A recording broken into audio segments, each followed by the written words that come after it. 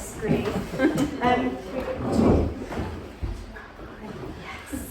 I'm going to sit next to you. Okay, great. So, yes. And then we'll pop. You alright over there, Bethan? I'm It's really good, isn't it? okay. Fantastic work. I don't know if there's anything you would like to say additionally, because I know you normally do a bigger introduction before we begin to ask you questions, or? Yeah. I guess the only thing that I want to say, having done this tour and been talking to people for 6 weeks and talking about women a lot, and then in light of what happened yesterday and the kind of exclusion of certain women from the category of women, suddenly the word to me feels really heavy, and I it's been really sitting on my chest, like how to talk about the film, at least without acknowledging that. And I want to, like, I think it's important, and again, watching it again, to really see the parallels, I think, between the witch trials. There was really this obsession with not women, dangerous women, and also an obsession with the body as the site on which that could be kind of told, and all the consequences that come with that. So yeah, I just wanted to say that at the beginning because it's been sitting with me all day, and I think it would be hard to talk about the film.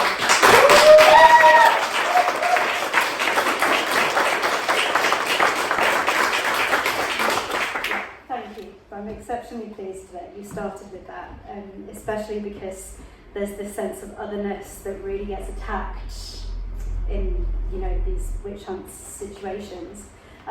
But one of the things that was really gorgeous in this film, actually, and really sings through the screen, is this sense of community that you find in the cast. And I was just wondering, I found that really interesting, and each time I've watched, there's extra layers to it. How did you build that sense of community in the cast? Or is it something that just happened to slot into place naturally? That's a really great question. I actually worried about it because they needed to feel like a group who had known each other very well and were very intimate with each other. And actually, they had never met before we started shooting, which was really just to do with how many of them there were and budgets and rehearsal time. The only rehearsals we did was with Jess, who plays Marley, who gives birth. So we've kind of, I guess, prioritised that quite technical rehearsal. So I was quite worried about it, but it just was immediate, and I don't know why that was. I feel like if Tamsin, who plays Helen, who's taken as the witch, has been there a lot, and I think it just happened. I think everyone, I guess it's part of the casting process, everybody just kind of just bonded very quickly, and also we did a kind of 2 different kinds of casting. So we cast professional actors in a number of the roles, but we knew for the 2 leads, because there's this kind of the birthing and that there needed to be a professional actor, but then we also cast first-time actors who were mostly people who were involved with birthing or midwives. So one of them is a real midwife in the first acting role, and so I think that created this kind of they were supporting each other so much. The professional actors were supporting the first-time actors, and then the real midwives or women that were involved with birth were supporting the professional actors technically with that. So I think that also really created this very strong sense of solidarity and connection. Yeah, it really leaps out from the screen, absolutely. I suppose that leads into my question. Yeah. Because it feels so natural, the conversations they were having, it did feel like we were eavesdropping on a very natural conversation that wasn't scripted. So I suppose, was it scripted, and to what extent was it ad-libbed? It was mostly scripted. There's definitely a few bits. I'm trying to think if there's a little line that was just added, because there's very slight improvisation around the script, but it was mostly scripted. And I think actually for me this was there were a lot of challenges and kind of firsts, I guess. So just doing a period film, doing a birth scene. So yeah, I always allow like for change, because I think often actors make things better, and also I think that once they're cast, the characters kind of belong to them. But then when you're directing, you're kind of you're responsible for like the overall logic. But yeah, I would actually say there was less improvisation on this than things I've made before, just because there were kind of more complex technical elements that had to be kind of achieved or kept to. Great. Yeah, I mean that. One of my questions was why this angle and why now, but I actually think you've already addressed that. So I guess when I mean this angle, what I'm really talking about is that really restricted time frame, that really granular look at a very small moment in these women's lives. So I guess it must have needed to be so well planned. I'm wondering what were the surprises that happened during that process. So the things that could only have occurred during the telling of this story together with those women. Do you mean in terms of the like what happened that we weren't expecting, or in terms of the storytelling? I mean, I guess both, if that's not too big a question. No, well, I just like to know what catches people out. Yeah, I mean, I guess that making a historical film is really fun. A bit like you did with your storytelling. It's actually really amazing to read history with the looking for story elements, or looking for. I did not know how much at this time they kind of knew about contraception, like different types of herbal contraception, condoms made out of like pig skin. That was really fun. There was actually a bit more of that kind of story in there at one point. I wanted to reference that it was kind of the people with the same knowledge were dealing with birth and reproduction as kind of abortion and contraception, but somehow that got lost along the way. And then major surprises on set. I mean, having a baby on set is like something you can't prepare for. Well, you can prepare for it, and you do, but like emotionally. And it's weird because it becomes like just another logistic. Like you kind of forget about what big deal it is. And then, I mean, there's lots of like legal requirements and chaperones and parents, but for me that was like a very profound moment. In fact, I think afterwards I kind of had this feeling like, if I like that's a birth I've had. I don't know. It was so, and actually the mother was there and she was crying, and I went to check in with her and just make sure she was okay. And she was like, "It's just so strange to watch your baby be born again." A few weeks after. And also, I kind of tell this anecdote because I like it and I don't think they mind, but they just had such a good time being in their period costume, and the hut was shot in this big field, and we had to bring portaloos, and they were like right down the bottom of the hill, and a few of the actresses just refused to go to the portaloos, and they were just like running out into the woods with their dresses, being in the fields.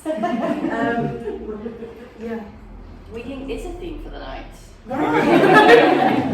Sorry.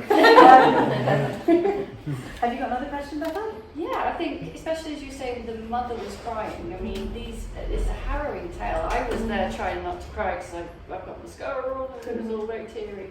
How did it affect you all emotionally? Because it was, when she was dragged away, it really does. That's the one moment. There were thousands of women who were dragged from the people they love. I mean, how did it affect you all?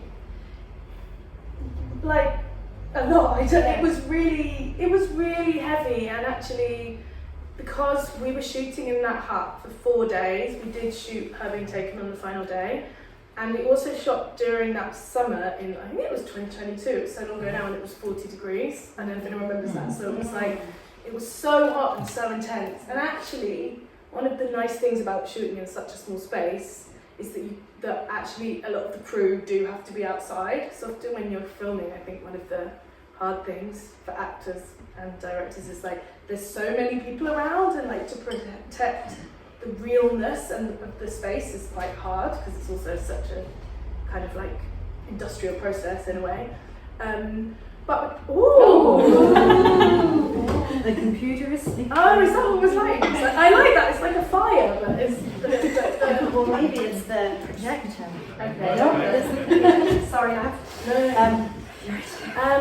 So yeah, we actually, like, it was really a lot of the time just us and the DOP in the set, you know, it was quite a, so it really felt like a violation when they, and we'd had the bird, like we'd done with that, it really felt like a violation, and yeah, we felt it really, really strongly. I mean, again, I wish my best to say, but I think in some ways it makes it made it easier. Like, I don't think it was the hardest scene actually to shoot, even though, again, I was kind of anxious about it because, I don't know, it was just kind of all there.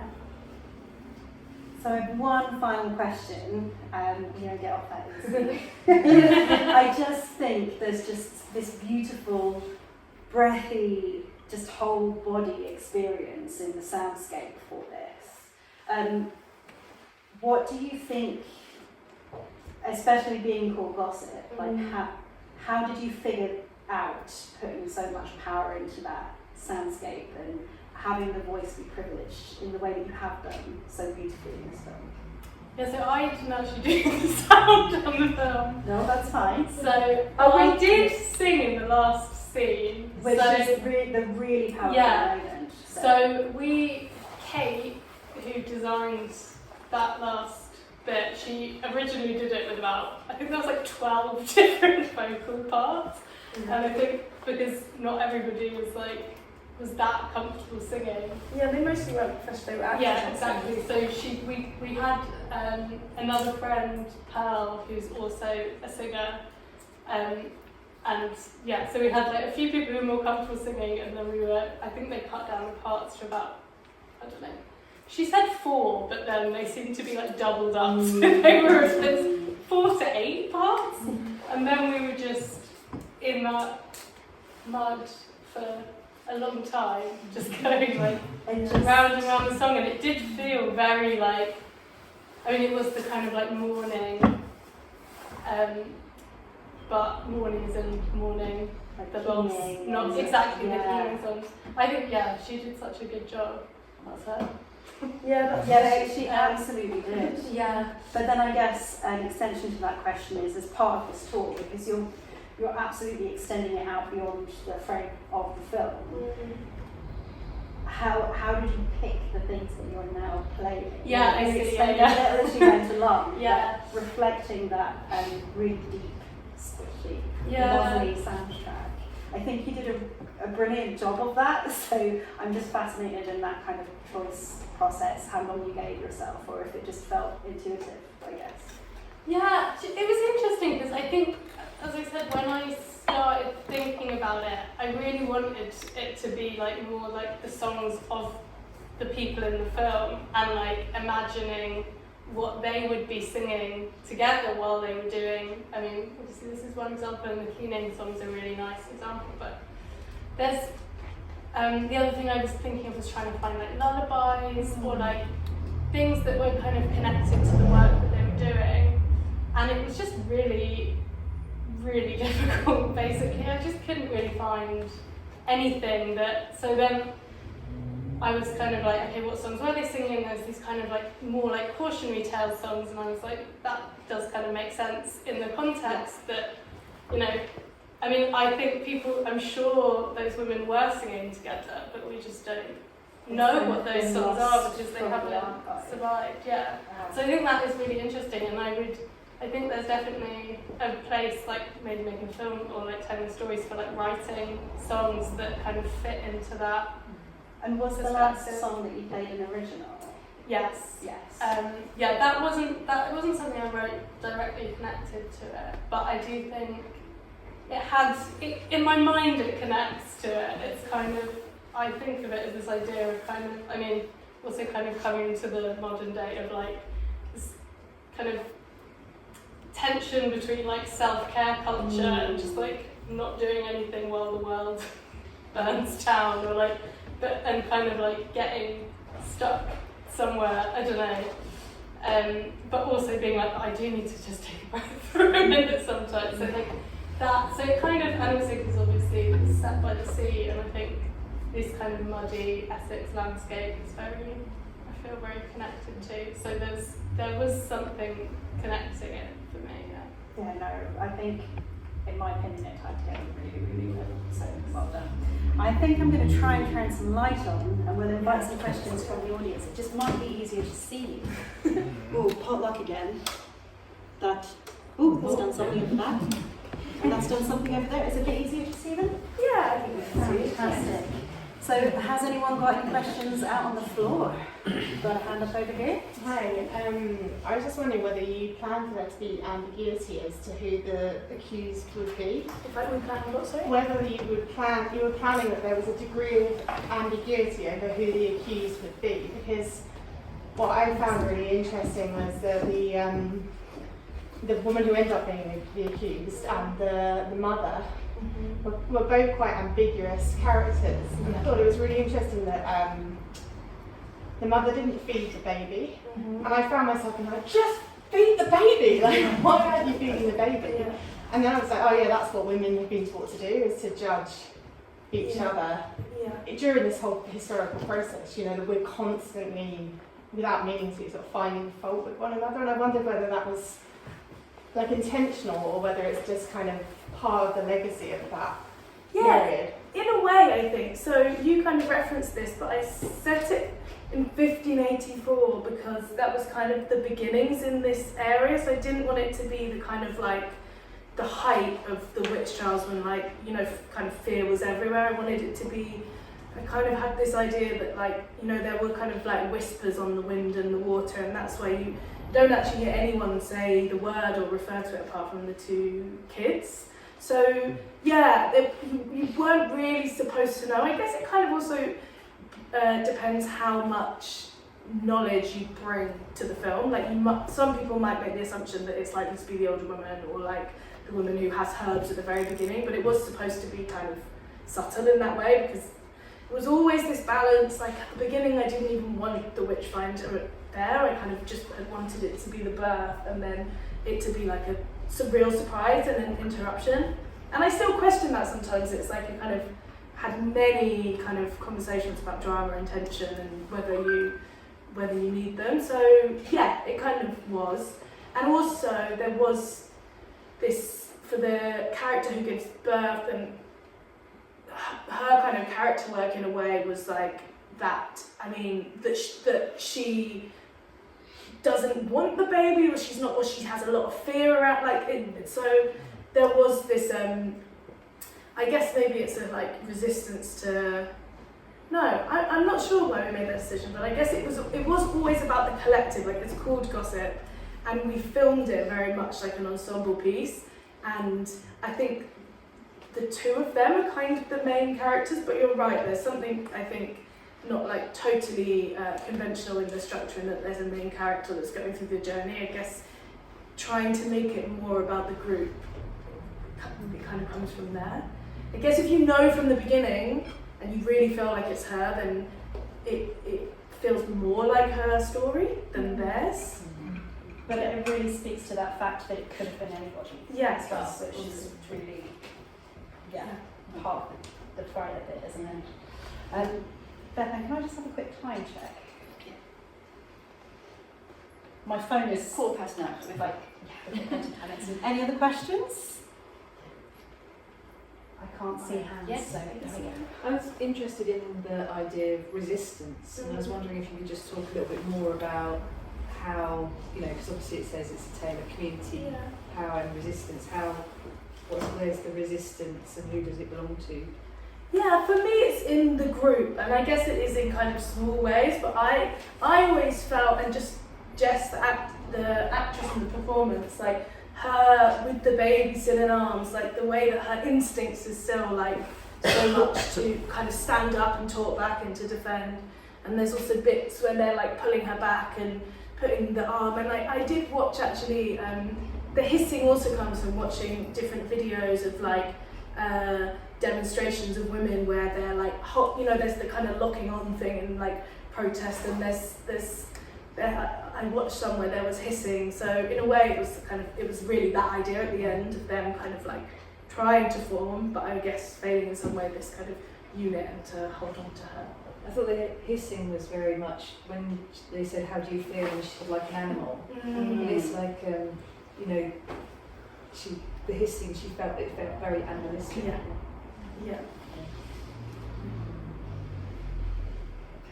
Oh, Hi. Yeah.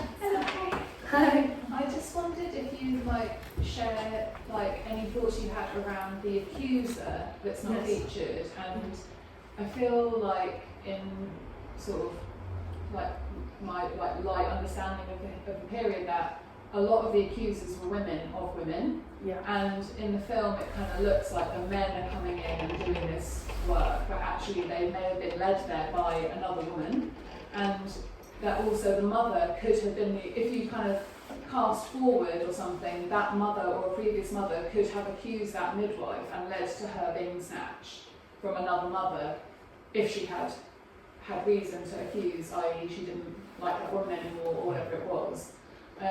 So I wondered, like for me that strong sense of community, there's something undermined around the fragility of that solidarity, and that any of those women may have accused that woman in another time and place. So I wondered if, what were your thoughts on like who did the accusing that led to that, and how that intersects with this sense of female solidarity? Yeah, I think that's a really interesting question, and I've been thinking about it today, again, on the last 24 hours. I think maybe I was really interested in this idea of like sisterhood and solidarity, and again, there's this ambiguity, so I didn't want it to be like, I wanted it to be more about kind of them together and what was being attacked. I wanted it to be less about the violence like perpetrated. I wanted it to be less about the accusation. So in a way, I left a lot of that out. And I think something is like, so the witchfinders, men, they're actually in the script, he's written as justice, which again I think is interesting and like in the context of yesterday.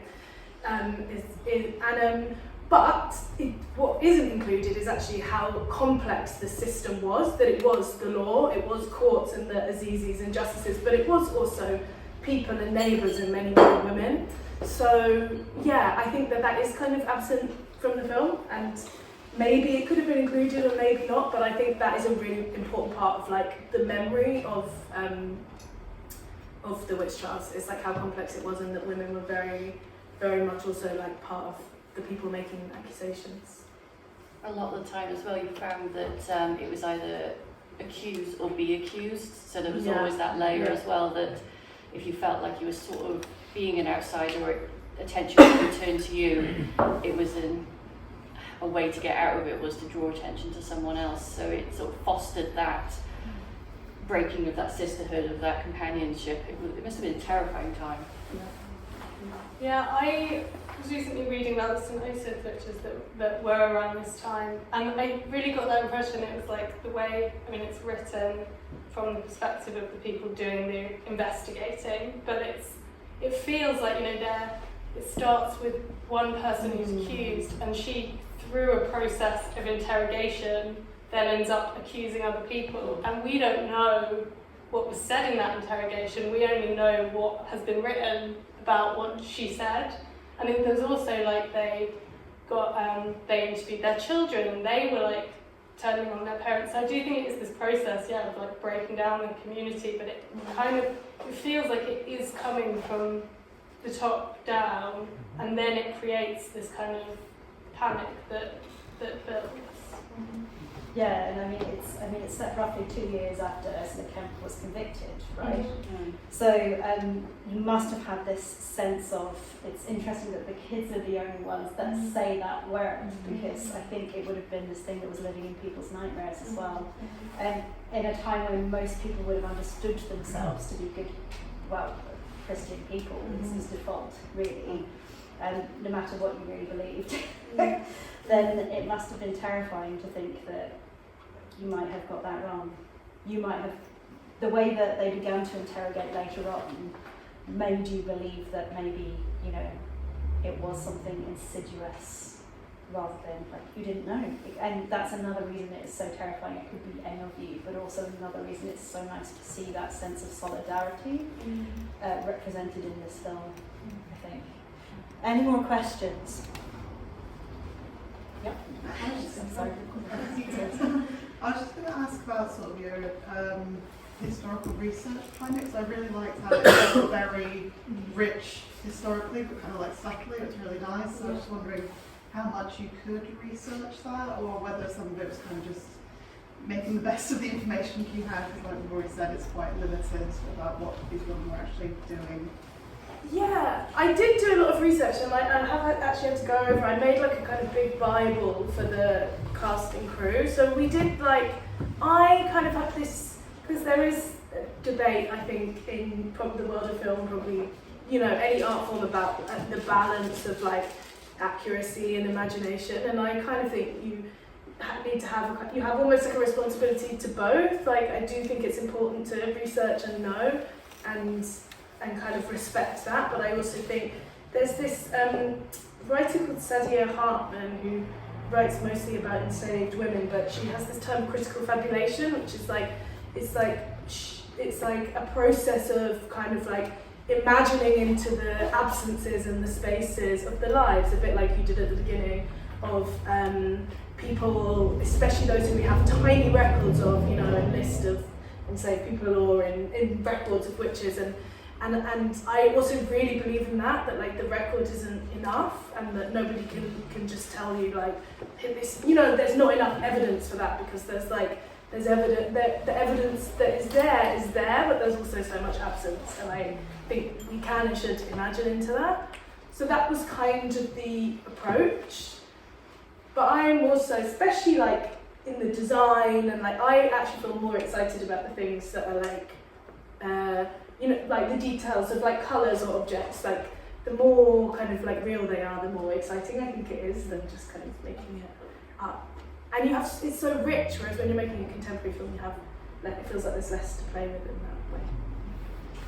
We have a question here. Thank you. First of all, thank you all so much. And carrying on from what you just mentioned there, the details, so my curious goes to, what did Helen blend in the tea to give to... Mugwort? Yeah. Metal, but this is like... Yeah. You're definitely not supposed to give that pregnant women. Oh, okay, that's an aborted. Maybe that's an aborted, yeah. But I suppose at that late stage, to get things moving, I don't really remember exactly, but maybe I'll ask Tamsin, who plays Helen, if she remembers, because I feel like she may know. But yeah, there was lots of herbs that they were using. I can remember which ones they are, but I can't remember what they do, so I don't want to give anyone any specific recipe. You do have a large section of herbology upstairs, so if you do want to do your own research, we've actually got plenty of good places to start, including some potentially contemporaneous herbologies. That's the wrong word. Oh, that's Herbals. Herbal. It's just a herbal. Is that all? Or we've got another? From like a filmmaking point of view, was the production design process in like building a convincing period set with like convincing costumes and props and all that, it's just, it came across really like real, and I just wondered how you built that. Yeah, well, I had done, like I said, quite a lot of research, and I had this kind of like Bible document that I sent to everyone. And then really with the production design and costume departments obviously talk to each other a lot, quite separate. It's kind of just like a constant back and forth of like ideas, research. So a lot of it is historical, but for example, you can kind of see here, although you can't see the green, because she's wearing, this reminds me, she's wearing Helen's dress there, not the dress she's been wearing the whole film, but her and Helen both have green dresses. So someone told me in another screening that the colours are accurate, but actually they were chosen kind of to make them blend into the environment, so it kind of felt like they belonged there, I guess, in a way. So these greeny, the blue of the sky, the greeny yellow. This doesn't really have the yellow, but I see the kind of the Essex, like the green of the foliage of Essex is like very yellow compared to other places. the costume designer actually, I did an amazing job because I made this at NFTS and they had a production design department, so we built the hut, but there was quite a lot of support. There was like big studios in carpentry, but actually the costume designer didn't have any support. So she made a lot of them, and then we did rent some from the Royal Shakespeare Company. And when we were shooting this scene, she was in a massive panic. But I don't think we even got fined in the end, but it was like, because we were trying to record the song live, which again, Kate Huggett, who kind of composed and led it, we were discussing in another screening whether we'd do that again, because it was really hard for them to sing and really hard for the sound people to record it, and it was just getting muddier and muddier and muddier. It's so nice that they're so part of the landscape. It's true. Yeah. Yeah. We did have another question at the back here, and I think that might have to be the last one. Just quickly. It's a historical question. So Okay. she's arrested. She was caught out for being a witch because she was a midwife, as far as I know. Like basically, if they're taking away everyone who's a midwife, where's who did they expect to birth the babies? Like, how did the knowledge of birthing babies? Presumably, they thought that people needed to help with that process. But if being involved in like women's health was a sign you were a witch, how did that work? So I think there's two things to say there. One, I think that there's like contested evidence whether I certainly don't think it was the case that like all the women, and like we use the term midwives, but generally they would have been like wise women or just like older local women in the community who'd attended many births. They weren't kind of, I guess, professionalised or licensed as midwives. So it's not the case. I don't want to say it's the case that all midwives were like specifically attacked as witches. But the second part that I do think is really interesting is that a little bit after, at a similar time, kind of physicians and medicine was establishing itself as like a professionalised class, and they did increasingly take over births from generally women, like local women in the community, and actually, the lines at the end are kind of reflecting that as these things became professionalised, women were often excluded and they weren't allowed and could often be either like accused of witchcraft or arrested for doing that work. And there is actually a really interesting fact, or something that there's evidence for, that actually the rates of kind of maternal and infant death actually went up at that point, because there was no theory of germs. So suddenly doctors who were men would kind of be like dealing with like a septic leg, and then they'd go and attend a birth and they'd transfer all this infection, whereas before that it was generally something that was done like with the people of women that were around. Does that answer? Thank you. Yeah. So there's one final thing to ask, and that's what's next. I can't leave this without asking what's next. Well, that's a good question.